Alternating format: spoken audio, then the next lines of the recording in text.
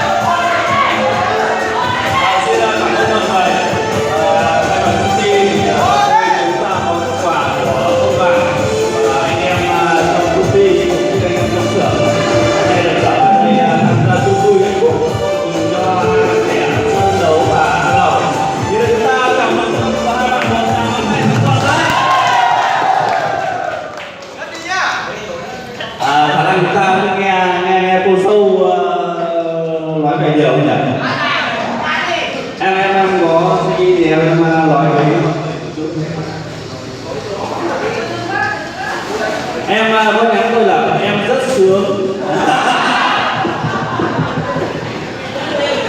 Thế bây giờ tôi lại chia sẻ nữa. Thưa tất cả các chú đang nói thực sự là không có cái gì để diễn tả cái cảm xúc của em bây giờ. Là em rất vui. Chào các bạn. Rất vui. Tôi diễn tả. Xin chào quý vị giả. Bây giờ chúng ta trở về bàn nhậu để chúng ta buổi tiệc được bắt đầu. Nếu mà ai có nhân dân lên đây chụp ảnh với quý vị giả thì bắt đầu chúng ta gọi nhá. Nào, đâu khoảng 5-6 người lên rồi, chúng ta 5 người lên rồi.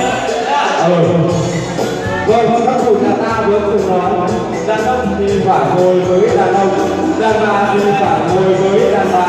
Đàn ông mà ngồi với đàn ông thì gốc gác như trâu như già. Đàn ông mà ngồi với đàn bà thì giống như người như hoa như cảnh. Hôm nay sung sướng nhà ta mừng cho hai bạn biết kẻ ra người vào. Trên nhà dưới đất xôn xao, sau đây lễ bắt đầu vào.